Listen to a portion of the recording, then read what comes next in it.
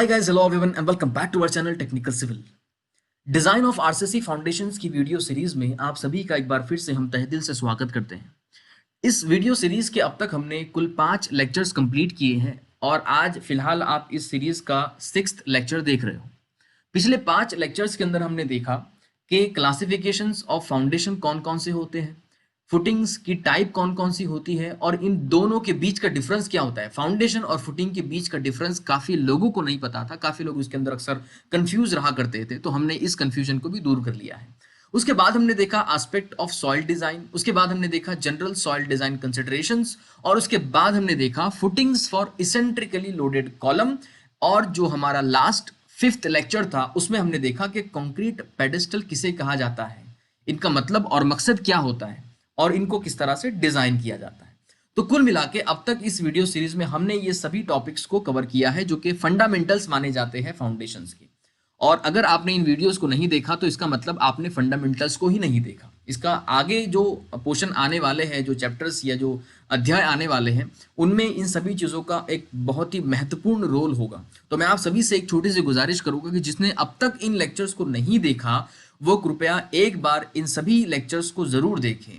इसकी प्लेलिस्ट की लिंक मैंने नीचे डिस्क्रिप्शन बॉक्स में डाल रखी है या फिर ऊपर आई बटन है, आप वहां से भी इन सभी वीडियोस को आसानी से एक्सेस करके देख सकते हो। और अगर आपको YouTube के ऊपर ऐड डिस्टर्ब करती है तो आप हमारी मोबाइल एप्लीकेशन के जरिए भी इन सभी वीडियोस को देख सकते हो। हमारी मोबाइल एप्लीकेशन की लिंक मैंने नीचे डिस्क्रिप्शन बॉक्स में डाल रखी है। टेक्निकल सिविल नाम की हमारी मोबाइल एप्लीकेशन है, जहां पर इसका एक फ्री ऑफ कॉस्ट कोर्स हमने वहां पर बना रखा है, जहां पर सारे वीडियोस आपको एक साथ एक जगह पर मिल जाएंगे बिना किसी एडवर्टीजमेंट के, बिना किसी डिस्टर्बेंस के। ठीक है, तो ये सारी सुविधाएं आप लोगों के लिए उपलब्ध है, आप लोग इसका भरपूर लुत्फ उठाइए। चलिए आगे बढ़ते हैं और आज बात करते हैं हमारे 6th लेक्चर के बारे में कि आज हम इसमें क्या करने जा रहे हैं। इस लेक्चर से हम एक नए चैप्टर, एक नए अध्याय को शुरू करने जा रहे हैं जिसका नाम है आइसोलेटेड फुटिंग। आइसोलेटेड फुटिंग के इस अध्याय में मैं आगे बढ़ने से पहले आप सभी को बताना चाहता हूं कि इस पूरे अध्याय के दौरान, इस पूरे चैप्टर के दौरान हम किन किन चीजों को कवर करेंगे, किन किन टॉपिक्स के बारे में हम बात करेंगे। ठीक है, तो सबसे पहले हम देखेंगे wall footings. Wall footings actually होते क्या है, ये सारी चीजें मैंने आपको पहले ही बता दी है, लेकिन अब इसके अंदर हम थोड़ा डीप डिस्कस करेंगे। ये वॉल फुटिंग होती क्या है, इसके कुछ रेगुलेशंस होते हैं, कुछ प्रोविजंस होते हैं, कुछ आईएस कोडल भी प्रोविजन है, तो वो सारी चीजें देखेंगे। उसके बाद इसकी डिजाइन किस तरह से की जाती है वो भी हम देखेंगे। उसके बाद हम देखेंगे एक्चुअली लोडेड पैड फुटिंग्स, उसके बाद हम देखेंगे एक्चुअली लोडेड स्लोप्ड फुटिंग्स, उसके बाद हम देखेंगे इसेंट्रिकली लोडेड फुटिंग्स, उसके बाद isolated slab and beam type footing, और इस अध्याय के आखिर में हम देखेंगे कि जो मल्टी स्टोरेड बिल्डिंग कॉलम्स होते हैं उनके लिए जो फुटिंग की डिजाइन होती है वो किस तरह से की जाती है। तो ये सारी चीजें with example, with design, with manual calculations, with conceptual clarification, ये सारी चीजें हम एक एक करके इस पूरे अध्याय के दौरान समझेंगे, सीखेंगे। तो मुझे उम्मीद है कि आप लोगों के लिए बहुत ज्यादा इंपॉर्टेंट होगा, तो आप लोग भी इसको बड़ी शिद्दत से देखोगे और फॉलो करोगे। अगर आप नए हो तो आपको करना ये होगा कि हमारे यूट्यूब चैनल को सब्सक्राइब कर लेना होगा। सामने आपको एक बेल आइकन दिखाई देगा, उस बेल आइकन पे क्लिक करके ऑल नोटिफिकेशन पे प्रेस करना होगा ताकि आने वाले सभी वीडियोस की नोटिफिकेशन आप तक टाइम टू टाइम पहुंचती रहे। और साथ ही साथ हमारी मोबाइल एप्लीकेशन भी जरूर इंस्टॉल कर लीजिएगा, क्योंकि ये वीडियोस हम यूट्यूब के साथ साथ हमारी मोबाइल एप्लीकेशन के ऊपर भी अपलोड करते हैं, तो वहां पर भी आपको नोटिफाई कर दिया जाएगा। ठीक है, तो चलिए आगे बढ़ते हैं। सबसे पहले हम बात करते हैं आइसोलेटेड फुटिंग के बारे में, कुछ बेसिक जानकारी, कुछ जरूरी जानकारी। देखिए, आइसोलेटेड फुटिंग जो है वो one of the most commonly use footing में एक है जो बहुत ज्यादा यूज की जाती है। क्यों? क्योंकि इसकी सिंप्लिसिटी और इकोनॉमी, ये दो फैक्टर बहुत ज्यादा इंपॉर्टेंट इसके अंदर होते हैं। जब भी आरसीसी कॉलम की फुटिंग की बात आती है तो हम सबसे पहले अगर प्रीफर करते हैं तो वो आइसोलेटेड फुटिंग को प्रीफर करते हैं due to its simplicity. Construction इसका बहुत सिंपल होता है और इससे कुछ हद तक हमारी इकोनॉमी भी मेंटेन होती है, खर्च भी कम होता है। तो इन सभी कारण की वजह से हम सबसे पहले आरसीसी कॉलम के अंदर आइसोलेटेड फुटिंग को ही ज्यादा प्रीफर करते हैं। ठीक है, अगर कहीं भी बात चल रही हो तो आरसीसी कॉलम की अगर बात हो तो वहां पर पहले हम आइसोलेटेड फुटिंग की ही बात करते हैं। हाँ, अगर कुछ साइट के कुछ रिक्वायरमेंट है, कुछ ज्योमेट्री या कुछ अलग डिजाइन कंसिडरेशन या अलग डिजाइन रिक्वायरमेंट होती है, रिस्ट्रिक्शंस होती है, तो तब ऐसे कोई ऑप्शंस आते हैं, प्रॉब्लम होती है, तो तब हम किसी और ऑप्शन पे जाते हैं फुटिंग के लिए, वरना पहला ऑप्शन हमारा हमेशा के लिए आइसोलेटेड फुटिंग रहा है। ठीक है, उसके बाद अगर हम बात करें आइसोलेटेड फुटिंग, हमें पता है कि ये बहुत ज्यादा कॉमनली यूज की जाने वाली फुटिंग है और सिंपल होती है फुटिंग। अगर हम आइसोलेटेड फुटिंग के अंदर भी कोई सिंपलेस्ट टाइप की फुटिंग देखें तो वो होती है कंटिन्यूअस वॉल फुटिंग। जो कंटिन्यूअस वॉल के लिए फुटिंग जो प्रोवाइड की जाती है वो आइसोलेटेड के अंदर सिंपलेस्ट मानी जाती है। मतलब सिंपल में सिंपलेस्ट फुटिंग वो होती है आइसोलेटेड फुटिंग में कंटिन्यूअस वॉल के लिए फुटिंग, ठीक है। और जब हम कंटिन्यूअस वॉल के लिए फुटिंग प्रोवाइड करते हैं तो इसकी जो थिकनेस हम प्रोवाइड करते हैं वो यूजुअली कांस्टेंट प्रोवाइड की जाती है, ठीक है। और अगर हम दूसरी जगह पर कॉलम की बात करें तो कॉलम के लिए आइसोलेटेड फुटिंग दो तरह की हो सकती है। एक तो होगी इसके अंदर पैड फुटिंग और दूसरी हो सकती है स्लोप्ड फुटिंग। ये दोनों फुटिंग कहाँ और क्यों यूज की जाती है, इनकी डिजाइन प्रोसीजर क्या होती है, ये हम इस अध्याय के दौरान अच्छी तरह से समझेंगे, सीखेंगे, ठीक है। इसलिए आपको चिंता करने की जरूरत नहीं है। मतलब कहने का ये है कि आपको पहले बेसिक चीजें मैं बता दूं आइसोलेटेड फुटिंग के बारे में, बेसिक जानकारी या इंट्रोडक्शन इसका। तो कॉलम के लिए दो तरह की फुटिंग हो सकती है, पैड फुटिंग या आइसोलेटेड स्लोप्ड फुटिंग। उसके बाद ये जो फुटिंग होती है ये दो तरह से लोडेड हो सकती है, एक्चुअली भी और इसेंट्रिकली भी। इन दोनों के एग्जांपल हम आगे देखेंगे ताकि आपको क्लियर हो जाए चीजें। तो एक्चुअली लोडेड भी हो सकती है, इसेंट्रिकली लोडेड भी या एक्सेंट्रिकली लोडेड भी हो सकती है, जो भी आप प्रोनाउंस करो, ठीक है, एक्सेंट्रिकली या इसेंट्रिकली। तो ये दोनों तरह की लोडेड वो हो सकती हैं। और कुछ मर्तबा हम इसके अंदर जो है पेडिस्टल का यूज कर लेते हैं to achieve the economical design. वैसे तो ये इकोनॉमिकल होती है लेकिन इसके अंदर भी और भी ज्यादा अगर आपको इकोनॉमिकल डिजाइन करना है तो आप पेडिस्टल का यूज कर लेते हो। अगर आपको आपका जो प्रोजेक्टेड पोर्शन है वो घटाना है तो आप पेडिस्टल का यूज कर लेते हो, ठीक है। तो ये सारी चीजें आप इस फुटिंग के अंदर कर सकते हो। और अगर मैं बात करूं आइसोलेटेड फुटिंग के अंदर जो तरह तरह की फुटिंग्स है तो इनकी जो डिजाइन प्रोसीजर होती है वो सभी की नियर अबाउट सिमिलर होती है। थोड़े से कई कई वेरिएशन होते हैं, वो जब हम डिजाइन करेंगे आइसोलेटेड फुटिंग के अंदर एक एक टाइप की अलग अलग फुटिंग, तो वो मैं आपको बताता चलूंगा कि कहां पर छोटे छोटे वेरिएशंस हो रहे हैं, ठीक है। तो ये था इसके बारे में कुछ जरूरी चीजें। और हम बात करते हैं अब यहां पर हम जो पहले मैंने आपको बताया था शुरुआत में कि हम वॉल फुटिंग से शुरू करेंगे, ठीक है। तो वॉल फुटिंग मैंने आपको बताया कि it is the simplest type of footing among all the isolated footings. मतलब आइसोलेटेड फुटिंग के अंदर भी वॉल फुटिंग है, पैड फुटिंग है, स्लोप्ड फुटिंग है, तो इनके अंदर वॉल फुटिंग सबसे ज्यादा सिंपल मानी जाती है। अब हम वॉल की बात करें तो ये वॉल के साथ साथ जितनी लेंथ वॉल की होती है उतनी ही लेंथ तक इस फुटिंग को प्रोवाइड किया जाता है, ठीक है। अब इसमें भी जो है दो तरह की या दो तरह के केसेस निकल कर आते हैं। अगर हम वॉल की बात कर रहे हैं, दो तरह के केसेस कौन कौन से, बिकॉज हमारी जो वॉल्स है वो दो तरह की हो सकती है, या तो एक मैसनरी हो सकती है और दूसरी आरसीसी हो सकती है। तो जब मैसनरी वॉल होती है तो अक्सर इसमें ऐसा होता है कि मैसनरी वॉल के अंदर जो आपकी फुटिंग होती है वो उससे सेपरेट होती है, बिकॉज दोनों के मटेरियल अलग हो जाते हैं, ठीक है। तो ये सेपरेट हो जाती है। लेकिन जो आरसीसी वॉल होती है वो इंटीग्रली कास्ट की जाती है, as a unit integrally cast की जाती है, ठीक है। तो ये दो केस इसमें आते हैं। ये दोनों चीजें आपको समझनी बहुत जरूरी है। जब आप इसकी डिजाइन कर रहे होगे तो आपको ये सारी चीजें आपके कंसेप्चुअली बहुत ज्यादा काम आएगी, ठीक है। तो ये आरसीसी और मैसनरी वॉल की बात हो गई। अगर हम इसकी बेंडिंग मोमेंट की बात करें, थियोरेटिकल अगर हम देखें तो इसके सेंटर पे मैक्सिमम बेंडिंग मोमेंट क्रिएट होती है अगर हम इंडिविजुअली एक वॉल की बात करें तो। लेकिन जब हम फुटिंग डिजाइन की बात करते हैं ना तो इसमें होता यह है क्योंकि ये फुटिंग और अपनी वॉल इन दोनों के बीच का कनेक्शन और इनकी रिजिडिटी, इसकी वजह से, इस रिजिडिटी की वजह से इसका जो बेंडिंग मोमेंट होता है या मैक्सिमम बेंडिंग मोमेंट का जो क्रिटिकल सेक्शन होता है, हम अगर इसको कहें critical section for maximum bending moment, तो वो कहां पर होता है। तो देखिए दोनों हमारे जो केसेस थे मैसनरी और आरसीसी, दोनों के लिए ये चीजें अलग अलग हो जाती हैं। यहां पर कैसे होती हैं, तो जो अगर हम मैसनरी वॉल की बात करें तो इसका जो क्रिटिकल सेक्शन होता है बेंडिंग मोमेंट का, जहां पर मैक्सिमम बेंडिंग मोमेंट क्रिएट हो सकती है, ऑकर हो सकती है, वो होता है half way between the centre line and the edge of the wall. मतलब अगर हम इसको फिगर से समझे तो ये मान लीजिए आपकी वॉल है और ये आपका इस तरह से बॉटम में फुटिंग है।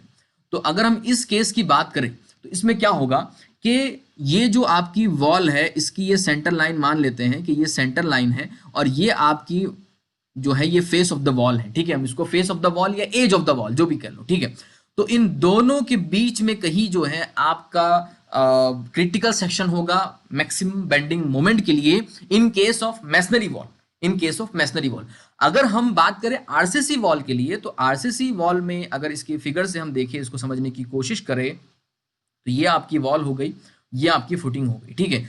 तो आरसीसी वॉल में बड़ा सिंपल है, बिकॉज ये इंटीग्रली कास्ट हो की होती है, तो इसमें जो मैक्सिमम बेंडिंग मोमेंट क्रिएट होने के चांसेस या इसका जो क्रिटिकल सेक्शन माना जाता है वो ये एज ऑफ द वॉल या फेस ऑफ द वॉल जो होता है वो होता है। मतलब यहाँ पर जो है मैक्सिमम मोमेंट क्रिएट हो सकती है, या ये इसको हम क्रिटिकल सेक्शन मानते हैं, ठीक है। तो ये दोनों ही केसेस आपको तब काम आएंगे जब आप इस तरह की फुटिंग को डिजाइन कर रहे होगे, और ये इसका एग्जांपल हम इसी लेक्चर में देखेंगे आगे, ठीक है। तो ये कुछ बेसिक चीजें आपको जानना बहुत जरूरी है। उसके अलावा अगर हम देखें कि आपकी वॉल अगर सब्जेक्टेड है शियर में, ऑब्वियसली होती है, तो अगर शियर में सब्जेक्टेड है तो इसमें अगर हम देखें कि भाई जो फेलियर होता है वो वर्टिकल फेस में नहीं देखा गया, बल्कि ये एंगुलर, ये हम देख सकते हैं 45 डिग्री एंगल जो होता है उस पे इसकी फेलियर को देखा गया है। आप देख रहे हो कि इस फिगर के अंदर कि इसमें जो फेलियर है, failure does not take place in the vertical plane at the face of wall, but the failure take place at an angle of 45 degree with the wall. Wall से जो है अगर हम देखें ये वॉल है तो ये 45 डिग्री पे इसका अक्सर फेलियर देखा गया है, ठीक है। ये चीज हमेशा याद रखिएगा, ये बहुत जरूरी है जब आप इसके डिजाइन को अंजाम देंगे, ठीक है। तो हमेशा याद रखिएगा कि वर्टिकल फेस में ही कभी फेल नहीं होगा, वर्टिकल प्लेन में फेल नहीं होगा, बल्कि ये इसके 45 डिग्री एंगल पर फेल हुआ या होता दिखाई देता है।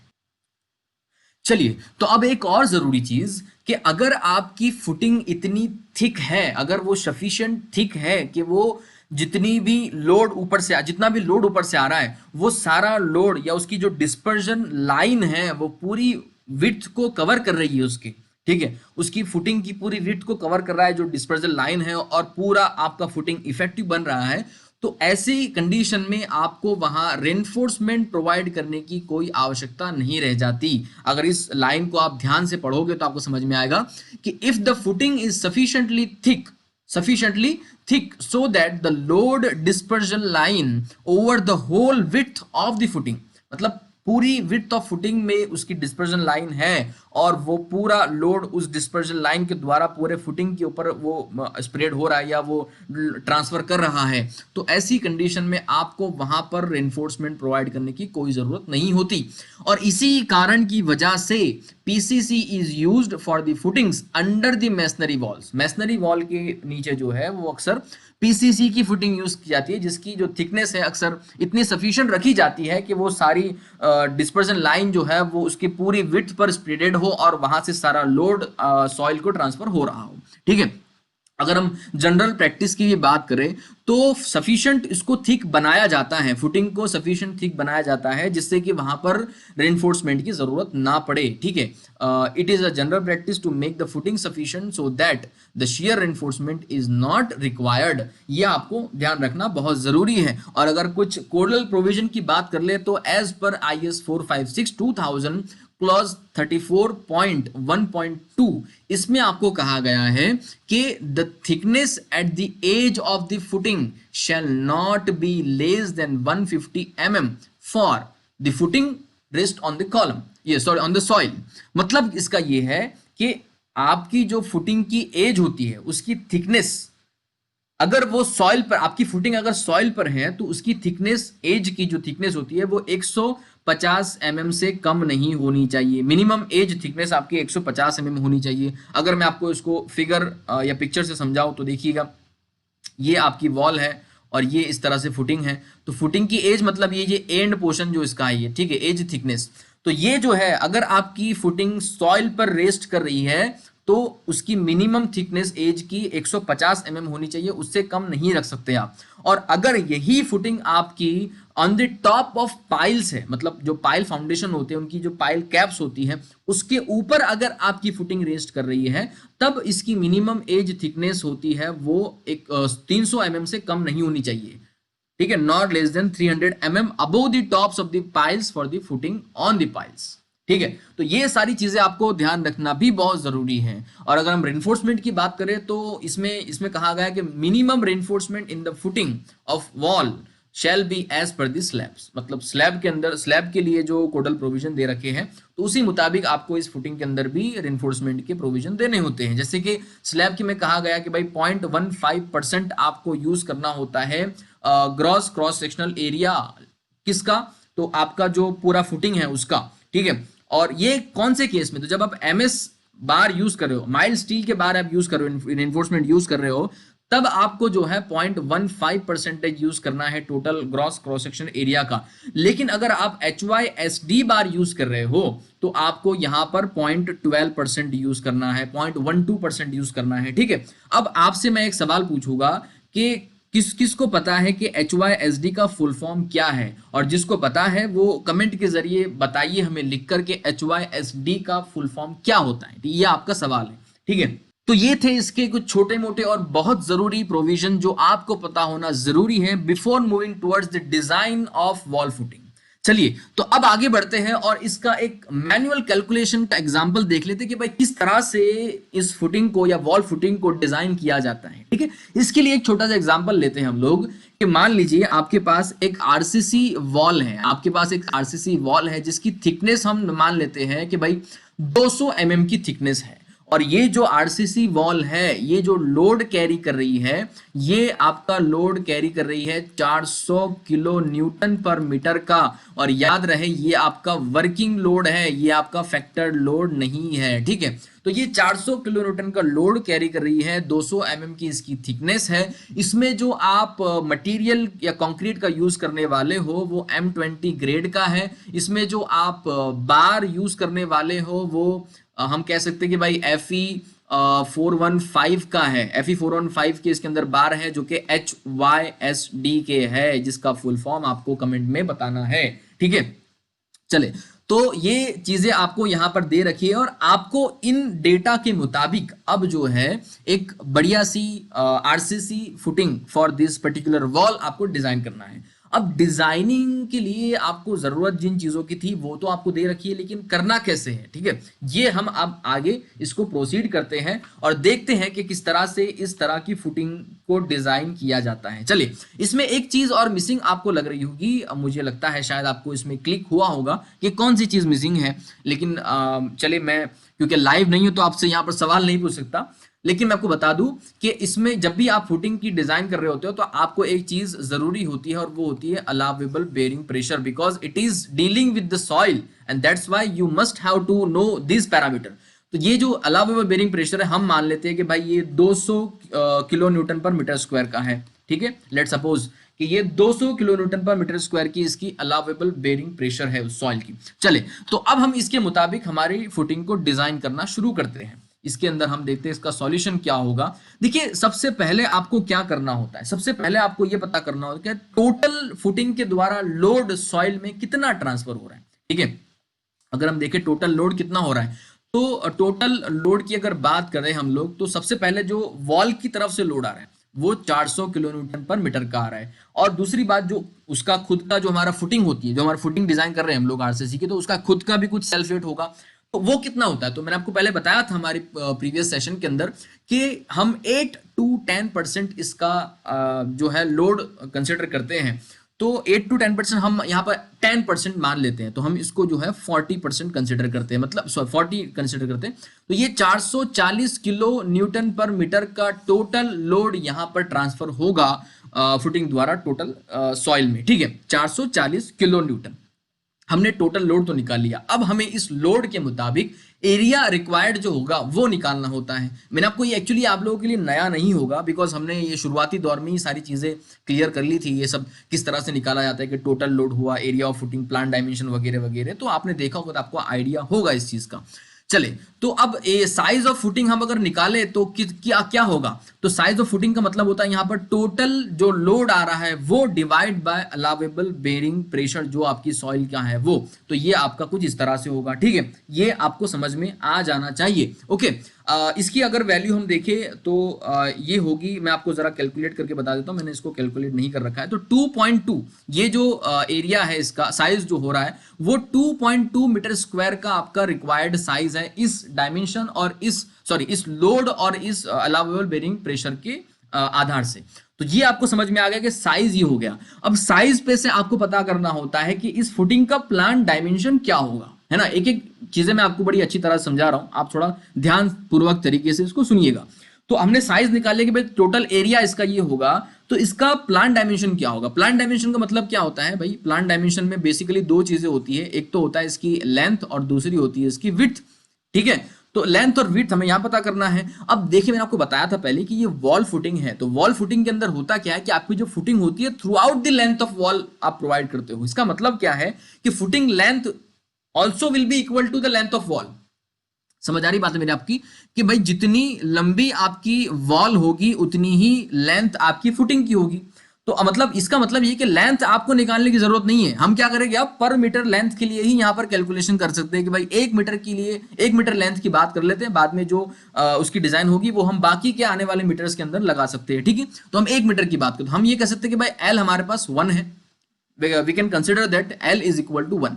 अब बात आती है इसकी विड्थ की कि भाई आपके फुटिंग की विड्थ कितनी होगी। देखो इसको निकालना भी बड़ा आसान है। आपको पता है कि हमारे पास जो एरिया होता है उसका फॉर्मूला होगा बी इंटू एल। हमें पता है कि एरिया जो हमारा है वो कितना है, 2.2 है। हमें बी पता नहीं है, हमारे पास एल है, तो हम कह सकते हैं कि 2.2 divide by 1 is equal to B. ये एक रिलेशन हो जाएगा। ठीक है, बी को अगर सब्जेक्ट बना दे तो इसका मतलब क्या है कि बी की वैल्यू भी यहां पर निकल कर आ रही है 2.2 मीटर। इसका मतलब इसकी जो विड्थ होगी वो 2.2 मीटर की होगी। बड़ी आसान चीज थी, बड़ी सिंपल तरीके से हमने इसके प्लान डायमेंशन को निकाल लिया है। ओके, यहां तक मुझे उम्मीद है आप लोगों को कोई कंफ्यूजन नहीं होगा। तो ये हमने इसका साइज निकाल लिया, एरिया रिक्वायर्ड कितना था, प्लान डायमेंशन निकाल लिए। अब देखिए हम इसके अंदर अब निकालते हैं टोटल जो अपवर्ड या नेट अपवर्ड प्रेशर होता है ना, वो निकालना पड़ता है हमें। क्या, नेट अपवर्ड प्रेशर। देखिए मैंने आपको बताया था पहले कि नेट अपवर्ड प्रेशर जब निकाला जाता है तो वो उसका फॉर्मूला क्या होता है, ये मैंने आपको ऑलरेडी बड़ी अच्छी तरह से डिस्कस करके बताया था कि नेट अपवर्ड प्रेशर का फॉर्मूला यहां पर होता है load from wall divide by area, या प्लान एरिया में इसको कह सकते हैं। ठीक है, तो लोड हमारे पास वॉल की तरफ से कितना है, याद रखिएगा, it is not the total load, it is only the load from the wall.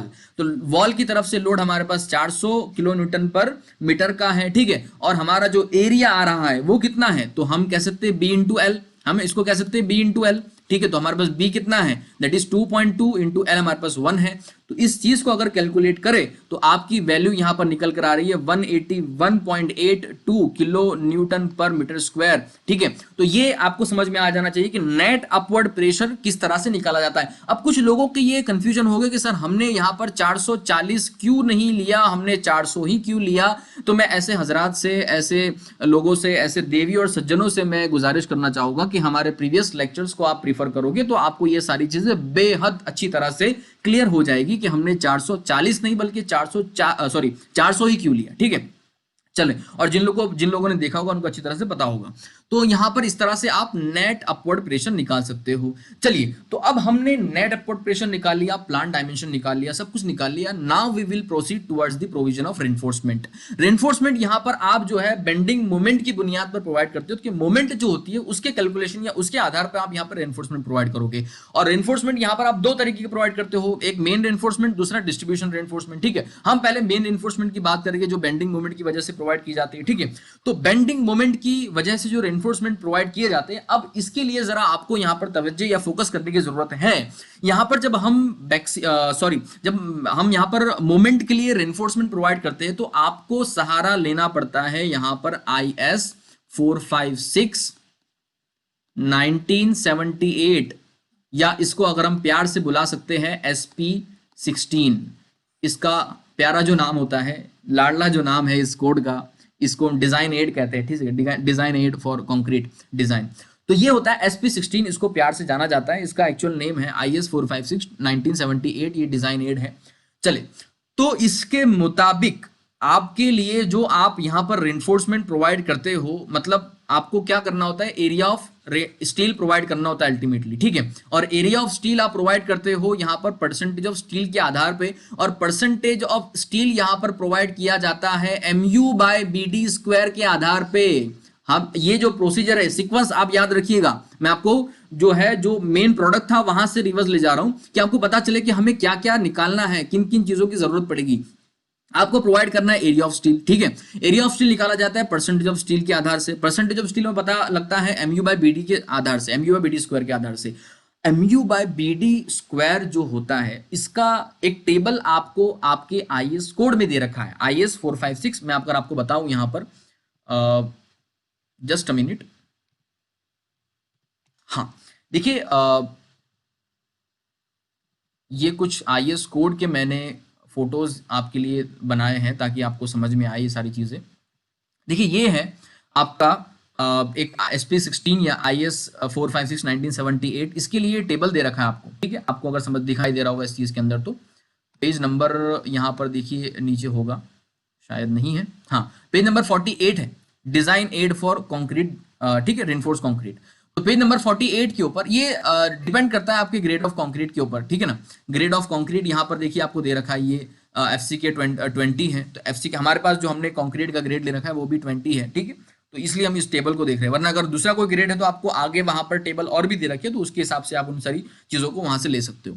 तो देखिए यहाँ पर जो परसेंटेज ऑफ स्टील है ना, ये देखिए, ये जो सारा खेल है, आप अगर इस टेबल का नाम देखोगे तो क्या है, it is a reinforcement percentage, मतलब PT for the singly reinforce section, ठीक है।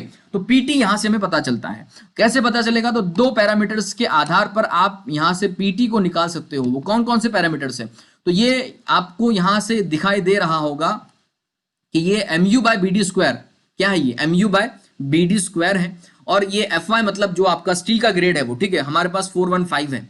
तो अगर आपके पास कोई और ग्रेड है तो आप वो यहां से ले सकते हो। हमारे पास 415 है, तो 415 और mu/bd², इन दोनों चीजों को हम यहां पर इंटरसेक्ट करेंगे और उन्हीं के बेसिस पर हम वहां पर PT निकालेंगे।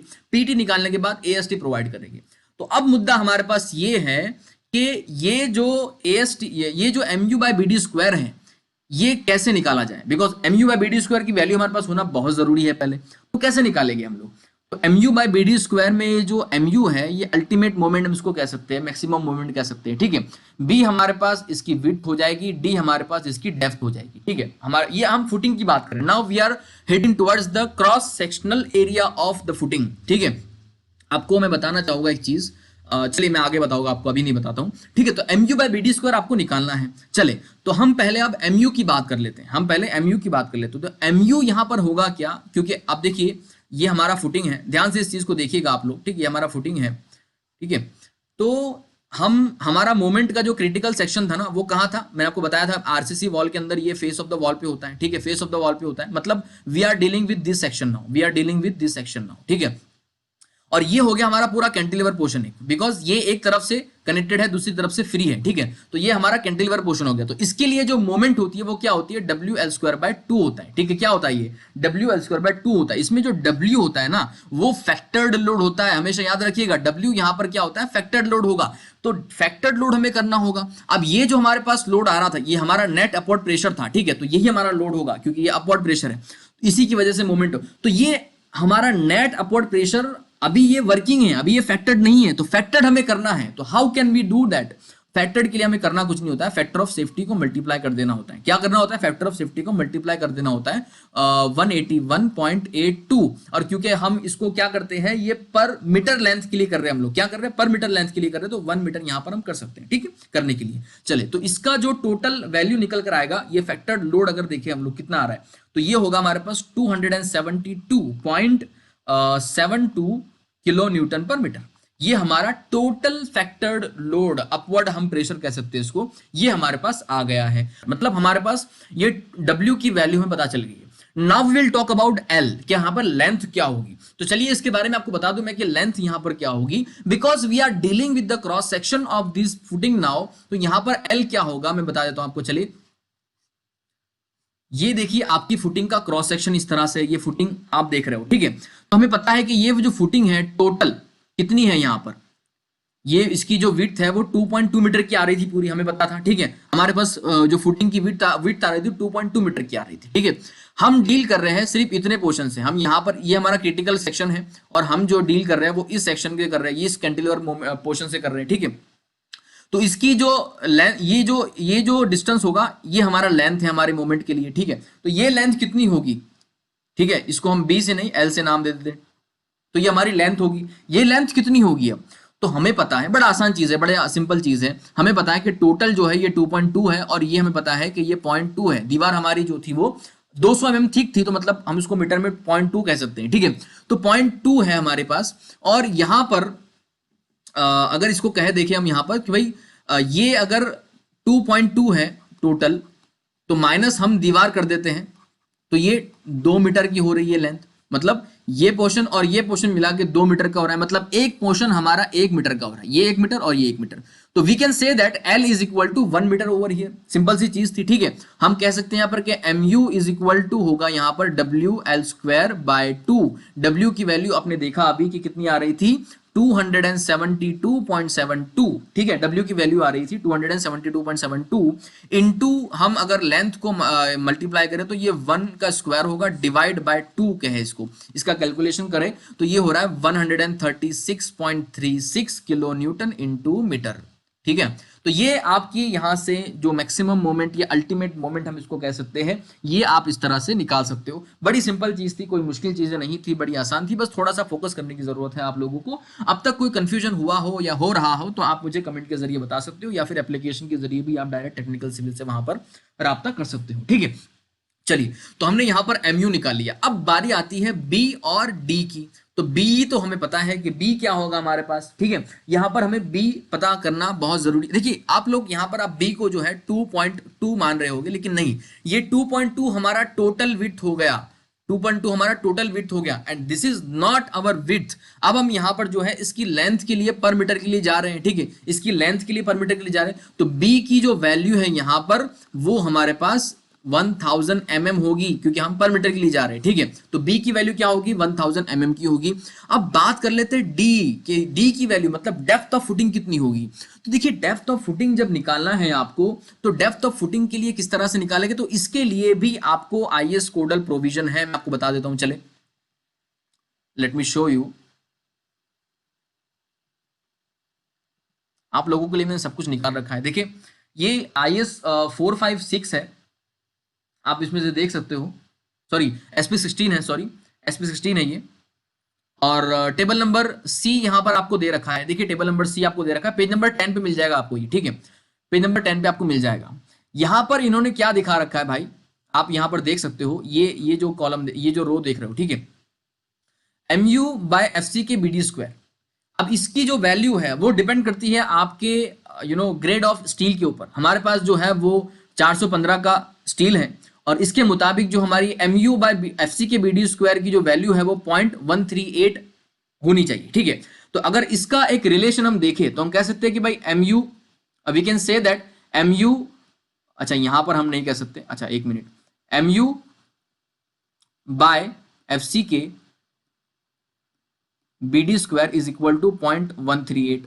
और इसी में से आपको क्या करना होगा, इसी में से आपको जो है D को सब्जेक्ट बनाना होगा, D स्क्वायर का आपको सब्जेक्ट बनाना होगा। तो आइए हम हमारी मेन स्लाइड पे देखते हैं कैसे करते हैं हम लोग, ठीक है।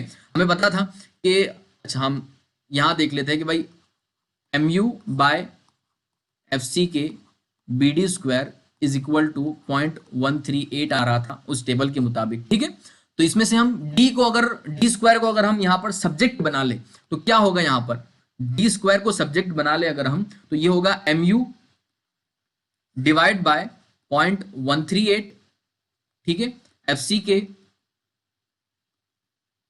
B, ये होगा बस यहां पर, ठीक है। D स्क्वायर तो हमने ऊपर ले लिया, तो ये आपका एक इक्वेशन बन जाएगा। अगर हम इस स्क्वायर को खत्म कर दें यहां से, तो यहां पर ये अंडर रूट हो जाएगा, सिंपल चीज है, यहां पर अंडर रूट हो जाएगा ये। चले, तो मतलब क्या है कि D की वैल्यू, ये डेप्थ आपको यहां से मिल जाएगी। अब इसको आप सॉल्व कीजिए इसको यहां पर। तो सॉल्व करते हैं, चलिए इसको देखते हैं हम लोग। अब 136.36, ठीक है, हमारे पास आ रहा था किलो न्यूटन इंटू, ये मीटर में था, हमें इसको mm में करना होगा, ठीक है, न्यूटन इंटू mm में करना होगा। तो इंटू 10⁻6 कर देना है, हमें कन्वर्जन कर देना आपको आना चाहिए, ठीक है। उसके बाद 0.138 FC के क्या होता है, ये कैरेक्टरिस्टिक स्ट्रेंथ होती है हमारे कंक्रीट की, जो उसके ग्रेड से पता चलती है। तो हमारे पास M20 ग्रेड का कंक्रीट है, तो इसको ये 20 से मल्टीप्लाई होगा, ठीक है। FC की हो गया इंटू B, मैंने आपको बताया कि ये इसकी जो लेंथ होगी, हम पर मीटर के लिए ले रहे हैं आप लोग, तो इसकी लेंथ 1000 mm की हो जाएगी, ठीक है। और इसको हम अंडर रूट यहां से कर देते हैं इस तरह से। तो इसकी वैल्यू को अगर आप कैलकुलेट करोगे अपने कैलकुलेटर के ऊपर, तो ये निकल के आएगी 222 mm। This is the depth which is required, minimum depth, ये मिनिमम डेप्थ है, ठीक है, ये हमने देख लिया। अब एक चीज हमेशा यहाँ पर याद रखिएगा, नोट करके अपने पास लिख लीजिएगा, रख लीजिएगा, इसको अपने माइंड में फिट कर लीजिएगा कि हमेशा जब भी आप यहाँ पर आगे अपनी डिजाइन के लिए डेप्थ को कंसिडर करते हो तो 2.5 हायर देन रिक्वायर्ड। हमेशा याद रखिए कि जब भी आप अपनी फुटिंग के लिए डेप्थ को कंसीडर कर रहे होते हो तो जो भी आपकी रिक्वायर्ड डेप्थ होती है उससे 2.5 हायर ही हमेशा आप कंसीडर करें, ताकि आगे जब आप चेक्स वगैरह करें इसके तो वहां पर फेलियर ना हो, ठीक है। इस चीज का आपको हमेशा ध्यान रखना है। तो हमारे पास 222 mm आ रहा है, तो हम इसका अगर 2.5 गुना ज्यादा करें तो हम देख सकते हैं कि भाई मोटा माटी हम जो यहाँ पर इसकी जो टोटल डेप्थ है हम कह सकते हैं कि भाई 550 mm हम कंसीडर कर रहे हैं, ठीक है, by increasing its depth by to 2.5 time higher, ठीक है। तो ये इसकी जो डेप्थ अब आ रही है, जो हम ट्राई कर रहे हैं ओवरऑल डेप्थ इसकी वो कितनी है, ओवरऑल हम इसको कैपिटल डी से मान लेते हैं, चलिए हम इसको कैपिटल डी से जानते हैं। ये ओवरऑल डेप्थ है आपकी, अगर हम फुटिंग के पिक्चर के हिसाब से दिखाए आपको तो ये आपकी फुटिंग है अगर, ठीक है, तो यहां से लेकर यहां तक की जो डेप्थ है इसको हम कैपिटल डी कहेंगे, ठीक है, ये फुटिंग का, ठीक है, तो ये कैपिटल डी कहेंगे इसको, और इसकी वैल्यू आपकी आ रही है टोटल 550 mm की, जब हमने इसको 2.5 गुना बढ़ाया तब, ठीक है। तो ये 450 mm आप सॉरी 550 mm आपकी इसकी डेप्थ आ गई। मतलब क्या है कि हमारे पास जो mu बाय BD स्क्वायर के रेशियो के लिए जो चीजें अननोन थी वो अब सारी नोन हो गई है। लेकिन आप देखो कि ये हमने जो वैल्यू निकाली है ये कैपिटल डी है, ये ओवरऑल या टोटल डेप्थ है। हमारे पास जो जरूरत है वो इफेक्टिव डेप्थ की जरूरत है। किस चीज की जरूरत है?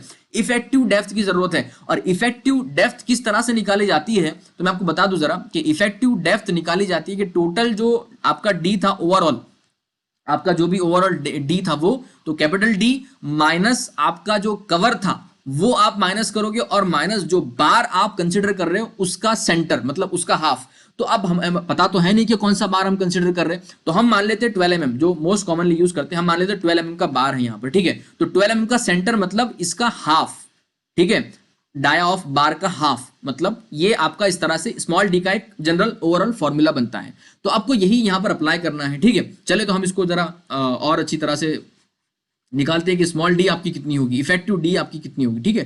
तो इफेक्टिव डी हमारे निकालेंगे अगर हम तो 550 माइनस कवर हम जनरली 50 mm का प्रोवाइड करते हैं, आपको पता होना चाहिए। तो 50 mm माइनस हमारे पास मान लेते हैं 12 mm का अगर बार है तो इसका आधा जो होगा वो हमारे पास होगा 6 mm, या फिर अगर हम इससे ज्यादा अगर आप लेना चाहते हो, ठीक है, तो वो भी ले सकते हो। ये एजम्पशन है, ये केवल एक एजम्पशन है। अब मान लीजिए मैं 12 mm नहीं लेना चाहता हूं, ठीक है, मैं यहाँ पर जो है इसको 16 mm कर देता हूं, तो 16 mm का यहाँ पर 8 mm ले लूंगा। तो इस तरह से आप ये सारी चीजें कर सकते हो, इसमें कोई रिस्ट्रिक्शन नहीं होता। इट इज ये ट्रायल एंड एरर बेस पे सारा काम चलता है, ठीक है। चले तो ये हमारा इस हिसाब से अगर कैलकुलेशन देखें हम लोग तो हमारे पास जो इफेक्टिव डेप्थ आ रही है वो आ रही है 492 mm। आपको ये समझ में आना चाहिए, ठीक है, इसमें कोई दिक्कत नहीं होगी। आपको अगर कंफ्यूजन है तो आप मुझे बता सकते हो। तो ये इफेक्टिव डेप्थ मतलब मान लीजिए कि ये आपका इस तरह से ये बॉटम में बार है, ठीक है, बॉटम में इस तरह से बार है, तो इसका यहां से लेकर यहां तक ये जो डेप्थ है इसको हम स्मॉल डी कहेंगे। मैं आपको आगे इसका एक डिटेल का फिगर है वो आपको बता दूंगा, ठीक है। इसका मतलब इफेक्टिव डेप्थ आपकी जो है वो 492 mm की आपको मिल चुकी है। Now this you have to use in this equation, in this ratio, ये mu बाय bd स्क्वायर। चलिए निकालते हैं हम लोग आगे अब कि भाई mu बाय bd स्क्वायर क्या होगा। तो हमें पता है mu हमारे पास कितना था, इट इज नथिंग बट 136.36, ठीक है, इंटू 10⁶, ये mm में हम सारी बातें कर रहे हैं इसलिए अभी, ठीक है, डिवाइड बाय b हमारे पास पता है ये पर मीटर के लिए कर रहे तो 1000 हो जाएगा, इंटू हमारे पास d स्क्वायर मतलब हमें पता है कि ये इफेक्टिव d है तो 492 का स्क्वायर हम कह सकते हैं यहाँ पर, ठीक है। तो इस तरह से इन सब चीजों को कैलकुलेट करना है। इसकी जो रेशियो की वैल्यू आपके पास आएगी वो आपको मिलेगी 0.563। ये आपके पास एक वैल्यू यहाँ पर आ चुकी है। अब आपको इस वैल्यू को लेकर जाना है आपके उस टेबल के अंदर जो मैंने आपको फिलहाल कुछ देर पहले बताया था, ठीक है। मैं आपको फिर से दोबारा उस टेबल को बता देता हूं, ये रहा आपके सामने वो टेबल दोबारा, ठीक है। तो देखिए यहां पर क्या है कि ये जो कॉलम आपको दिखाई दे रहा है ये mu बाय bd स्क्वायर का कॉलम है पूरा, ठीक है। आप इसको देख सकते हो यहाँ पर mu बाय bd स्क्वायर का ये कॉलम है आपका, और यहां पर आपकी जो वैल्यू आ रही थी वो कितनी आ रही थी 0.563 आपकी वैल्यू आ रही थी। अब आपके पास यहां पर वो एग्जैक्ट वैल्यू आपको नहीं मिलेगी, तो करना क्या होगा, इसके अंदर आपको इंटरपोलेशन करना होता है, दो वैल्यूज के बीच की वैल्यू आपको निकालनी होती है। आपके पास 0.56 आई है, ठीक है, हमारे पास यहां पर 0.55 है और 0.6 है, डायरेक्ट दो वैल्यू है, बीच की वैल्यू हमारे पास है ही नहीं। तो क्या करोगे आप, इन दोनों के बीच आप क्या करोगे, इंटरपोलेट करोगे। अब मुझे उम्मीद है कि आप लोग यहां तक पहुंचे हो तो आप लोगों को इंटरपोलेशन बखूबी आता होगा, और अगर नहीं आता है तो मुझे आप कमेंट के जरिए बता दीजिएगा, तो मैं उसके लिए छोटी सी क्लिप बना दूंगा कि इंटरपोलेशन किस तरह से किए जाते हैं एग्जाम्पल के साथ साथ, तो आपको वहां से सभी को समझ में आ जाएगा। यहां फिलहाल मैं आपको इंटरपोलेशन नहीं करवा रहा हूं, ठीक है, वो मुश्किल चीज नहीं है, लेकिन खामखा वक्त जाया ना हो इसलिए। ओके, जिनको नहीं आता है वो मुझे बेझिझक कमेंट के जरिए बता दीजिएगा, एप्लीकेशन के जरिए पूछ सकते हो। मैं आपको छोटी सी क्लिप, 1-2 मिनट की क्लिप होगी उसकी, वो मैं आपको बता दूंगा उसके अंदर रिकॉर्ड करके, ठीक है। चलें, तो यहां से आपको ये वैल्यू उठानी है और आपको जो है यहां से रखनी है, तो आपको वहां पर मिलेगा कि आपको पीटी की वैल्यू मिलेगी, आपको पीटी परसेंटेज ऑफ स्टील आपको पता चलेगा, और हमारे इस रेशियो के मुताबिक जो परसेंटेज ऑफ स्टील आ रहा है वो 0.162 आ रहा है। कितना आ रहा है, 0.162 आपका परसेंटेज ऑफ स्टील आ रहा है, ठीक है। आपको इसमें आप ध्यान रखना होगा कि ये कैसे, ये इंटरपोलेशन का मतलब क्या होता है कि दो वैल्यूज के बीच की वैल्यू को निकालना, ठीक है। अगर मैं आपको चले मैं करवाना चाहता हूं, लेकिन मुझे लगता है कि काफी लोगों को पता होगा, मैं यही मान के चल रहा हूँ काफी लोगों को पता होगा, इसलिए काफी लोग बाकी इरिटेट हो जाएंगे, इसलिए मैं नहीं करवा रहा हूँ। चलो ठीक है, तो जिन लोगों को प्रॉब्लम है, कंफ्यूजन है, तो वो मुझे बेझिझक कमेंट के जरिए या हमारे एप्लीकेशन के जरिए बताइएगा, हम आपको अलग से उसका एक छोटी सी क्लिप प्रोवाइड कर देंगे कि भाई किस तरह से इंटरपोलेट हमने किया है और किस तरह से किया जाता है। ओके, तो इंटरपोलेशन करके हमने क्या किया कि पीटी यानी परसेंटेज ऑफ स्टील निकाले कि भाई 0.162 percentage of steel is required as per these values. चले, अब क्या करना है आपको, इस परसेंटेज ऑफ स्टील की मदद से एरिया ऑफ स्टील प्रोवाइड करना है, जो मैंने आपको पहले कहा था, ठीक है। और एरिया ऑफ स्टील किस तरह से प्रोवाइड किया है, तो होता है percentage of steel divide by 100 into B into D, ये इसका फॉर्मूला होता है, एएसटी का फॉर्मूला होता है ये, ठीक है। अब यहां पर हमें पता है कि जो पीटी है वो कितना है, 0.162 है, डिवाइड बाय 100 कर दो, ठीक है, इनटू हमारे पास पता है हमें बी कितना है, हम पर मीटर के लिए करें तो 1000 mm हो जाएगा, और डी यहां पर कितना हो रहा है ये हमारे पास, क्योंकि हम जो यहां पर स्टील प्रोवाइड कर रहे हैं, इफेक्टिव डेप्थ इसमें आ जाएगी, ठीक है, स्मॉल डी, तो ये 492 होगा, ठीक है, ये मेन रेनफोर्समेंट की बात हो रही है, दैट्स व्हाई, ठीक है। चलिए, जब हम डिस्ट्रीब्यूशन की बात करते हैं तब हम वहां पर टोटल ओवरऑल डेप्थ लेते हैं, because it is to provide for, it is providing for the crack and shrinkage, वहां पर वो उसकी टोटल ओवरऑल डेप्थ हम लेते हैं, यहां पर हम इफेक्टिव डेप्थ लेते हैं, ठीक है। काफी लोग इसमें भी कंफ्यूज होते हैं कि सर वहां पर ऐसा क्यों, यहां पर ऐसा क्यों, ठीक है। तो कंफ्यूज नहीं होना है आपको, जब आप मेन रेनफोर्समेंट प्रोवाइड कर रहे हो तो वहां पर इफेक्टिव डेप्थ ही हमेशा लेना है आपको, जब डिस्ट्रीब्यूशन बार प्रोवाइड करते हो वहां पर आपको ओवरऑल डेप्थ लेनी होती है, ठीक है। चले, तो यहां पर हमने इफेक्टिव डेप्थ ले ली, इसको अगर कैलकुलेट करें हम लोग तो हमारे पास जो एएसटी रिक्वायर्ड आ रहा है, हम इसको एएसटी रिक्वायर्ड के नाम से भी जान सकते हैं कि एएसटी रिक्वायर्ड कितना है, वो आ रहा है हमारे पास 797 mm स्क्वायर। इस वैल्यू को आपको ध्यान रखना है कि ये जो आपके पास एएसटी रिक्वायर्ड मतलब area of steel required as per this percentage of steel, ये हमारे पास 797 mm स्क्वायर का आ रहा है।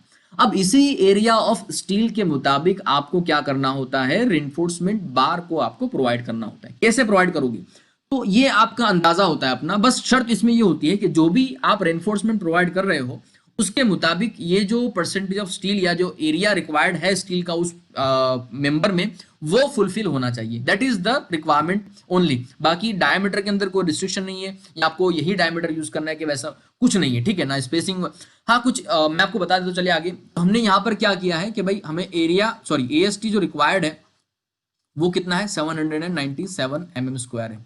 इसके मुताबिक हम अब लेते हैं कि हमारे पास जो रेनफोर्समेंट बार है वो हम मान लेते हैं कि भाई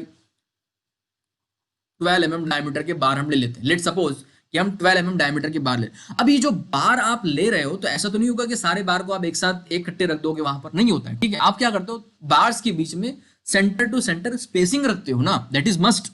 तो ये जो स्पेसिंग है आप ये किस तरह से निकालोगे, काफी लोगों को ये भी पता नहीं है, तो ये किस तरह, बड़ा आसान है, ठीक है। कैसे होता है, स्पेसिंग का एक फॉर्मूला होता है भाई साहब, ये याद रखिएगा आप लोग, स्पेसिंग का फॉर्मूला होता है, स्पेसिंग इज इक्वल टू होता है यहां पर π/4 d square divide by AST required into 1000। ये जो फॉर्मूला है ये बड़ा इंपॉर्टेंट है और काफी लोग उसको भूल जाते हैं, काफी लोग समझ नहीं आता है कि भाई अब हम स्पेसिंग कैसे निकालें, ठीक है। तो ये आपका स्पेसिंग का फॉर्मूला है। अब इसमें जो है पाई बाय 4 जो डी स्क्वायर होता है ना, ये आपका जो आपने बार कंसिडर किया होता है वो बार का डायमीटर होता है, ठीक है। और एएसटी रिक्वायर्ड तो आपको पता है, ये जो ये वैल्यू है, ठीक है। चले तो इसको निकाल लेते हैं हम लोग, स्पेसिंग कितनी होगी। तो पाई बाय 4 डी स्क्वायर को अगर करें, हम कैलकुलेट करें, अच्छा मुझे यहाँ पर कैलकुलेटर से करना होगा, ठीक है। चलिए यहाँ पर मैं कैलकुलेट नहीं कर रहा हूं, मेरे पास जो ऑलरेडी कैलकुलेटेड वैल्यू है वो मैं बता रहा हूं आपको, ठीक है। तो आपकी जो स्पेसिंग है वो मोटा माटी इस कैलकुलेशन के हिसाब से वो आ रही है कितनी, 140 mm की। कितनी आ रही है, 140 mm की आपकी ये आ रही है। ये राउंड अप करके मैं बता रहा हूं आपको, ठीक है। कुछ एक दो पॉइंट आगे पीछे हो गए शायद, लेकिन ये मैं राउंड अप करके बता रहा हूं कि 140 mm की स्पेसिंग मतलब क्या है कि आप 12 mm के बार्स प्रोवाइड कर रहे हो at 140 mm centre to centre spacing, ठीक है। ये आपको समझना है। तो अब जो आपने प्रोविजन लिया है, क्योंकि आपने जो स्पेसिंग प्रोवाइड की है ये एग्जैक्ट वैल्यू नहीं है, आपने इसको राउंड अप करके रखा है। मान लीजिए कि ये जो स्पेसिंग आपने प्रोवाइड करी, इसकी अगर वैल्यू आपकी 143 आ रही होती है, 144 आ रही, तो आप 140 प्रोवाइड कर देते हो, ठीक है। तो इसका मतलब क्या है कि आपने इसकी वैल्यू को राउंड अप किया। तो राउंड अप करने के बाद इसके जो आप जो एरिया स्टील का प्रोवाइड कर रहे हो उसमें कुछ थोड़ी चेंजेस आते हैं, वेरिएशन हो जाता है। तो वो कितना हो रहा है, अब एएसटी प्रोवाइडेड कितना हो रहा है वो हम निकाल लेते हैं, आपको पता आइडिया चल जाएगा कि एएसटी रिक्वायर्ड और प्रोवाइडेड में क्या डिफरेंस आ रहा है। चले तो एएसटी अगर आपको प्रोवाइडेड पता करना है तो वो किस तरह से करोगे। तो एएसटी प्रोवाइडेड का फॉर्मूला क्या होता है मैं आपको बता देता हूं। यही फॉर्मूला होता है, यही फॉर्मूला होगा, बस यहां पर इसको इंटरचेंज कर दिया जाएगा, इसको यहां ले जाएगा, ठीक है। तो pi by 4 D square divide by spacing provided, याद रखिएगा ये स्पेसिंग प्रोवाइडेड है, ठीक है, प्रोवाइडेड इनटू 1000। तो अब यहां पर सारी वैल्यूज रख दीजिए आप, और ये जो स्पेसिंग आपने प्रोवाइड किया ना 140 mm की, वो यहां पर वैल्यू रखे, वो यहां पर वैल्यू रखे, ठीक है। तो कितना होगा, इसके मुताबिक जो एएसटी प्रोवाइडेड हो रहा है आपका, मैं पूरी कैलकुलेशन यहां पे नहीं कर रहा हूं, आप कर लीजिएगा। कुछ अगर मेरी गलती निकलती है तो आप मुझे बताइएगा, वरना कोई चिंता करने की जरूरत नहीं है, ठीक है। चलें, अगर कुछ पॉइंट या कुछ आगे पेज हो जाता है तो उसको मैनेज कर लीजिएगा, but it is not that big concern. लेकिन जरूरी है आपको कंसेप्ट समझ में आना कि क्या हो रहा है और किस तरह से करना है आपको।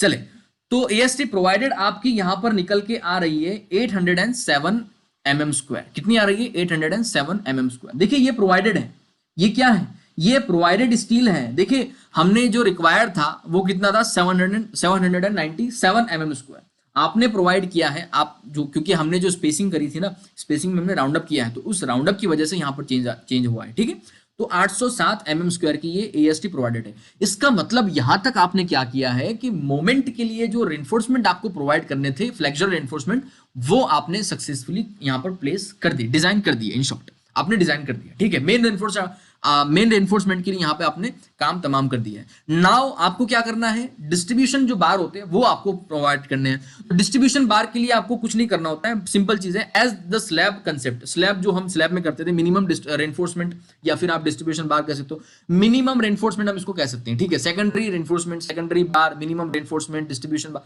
जो भी आपको, ठीक है। तो वो हम यहां पर कह सकते हैं कि मिनिमम रेनफोर्समेंट जो है, क्योंकि इसमें आपको बताया था शुरुआत में कि दो इसकी कंडीशंस होती है। अगर आप एमएसडी यूज कर रहे हैं, एमएस बार आप यूज कर रहे हैं, ठीक है, एमएस बार यूज कर रहे हैं, एमएसडी नहीं, एमएस बार, ठीक है। तो एमएस बार आप यूज कर रहे हैं तो यहां पर आपको 0.15% प्रोवाइड करने होते हैं। और अगर आप HYSD बार प्रोवाइड कर रहे हो, मुझे उम्मीद है कि आप लोगों ने अब तक इसको कमेंट के जरिए जवाब दे दिया होगा कि इसका फुल फॉर्म क्या है, ठीक है। चले तो HYSD जो है वो, अगर ऐसी कंडीशन है HYSD आपने ले रखा है तो 0.12% आपको कंसिडर करना होता है। तो हमारे पास ऑब्वियसली HYSD है, ठीक है।